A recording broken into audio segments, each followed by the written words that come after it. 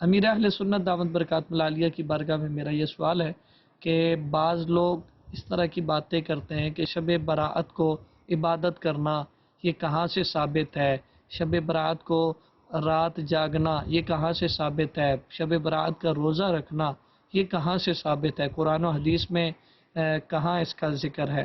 تو برائے کرم اس حوالے سے شرعی رہنمائی ارشاد فرما دیجیے۔ عبادت نہ کرنا کہاں سے ثابت ہے؟ تو آپ بتائیے سال میں کون سی ایسی رات ہے جس میں نفل عبادت کرنا منع ہے؟ یہ کہاں سے ثابت ہے کہ فلاں رات میں عبادت کرو اور فلاں رات میں عبادت مت کرو؟ آپ کہیں سے بھی ثابت نہیں کر سکتے۔ روزانہ رات عبادت کرنا شرعن درست ہے، جائز ہے، تو کسی چیز کا منع نہ ہونا یہ ذہن میں رکھے، جس کام سے شریعت نے منع نہیں کیا وہ چیز جائز ہوتی ہے، یہ شریعت کا اصول ہے، ٹھیک ہے نا؟ تو اب یہ کہ شب براءت کی عبادت کا ثبوت تو ترمذی جلد 2 پیج نمبر 183 حدیث پاک نمبر 739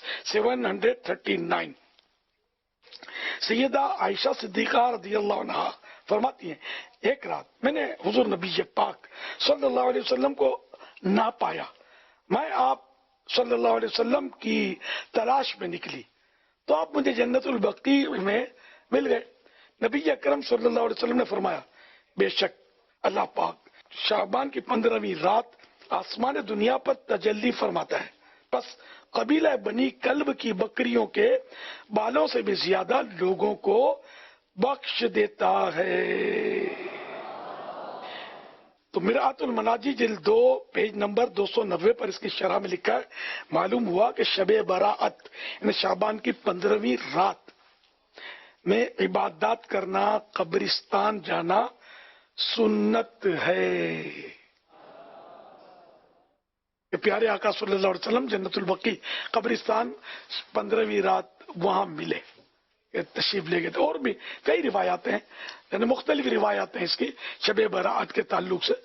تو اب یہ کہ بعض اوقات یہ بول دیتے ہیں یہ تو ضعیف ہے، ان کو یہ سمجھ نہیں آتی کہ ضعیف کس کو بولتے ہیں، قوی کس کو بولتے ہیں، صحیح کس کو بولتے ہیں، تو یعنی بس وہ بول رہے ہوتے ہیں کہ ضعیف ہے۔ اچھا تو اب میں ضعیف کی بات کر لوں کہ یہ محدثین کے نزدیک یہ درجے بیان کیے ہوئے، تو جو بھی ضعیف حدیث جس کا درجہ ہوتا ہے نا وہ بھی فضائل کے باب میں یعنی ترغیب و ترہیب کے باب میں معتبر ہوتی ہے، گناہ نیکی کی فضیلت میں اور گناہ سے ڈرانے میں۔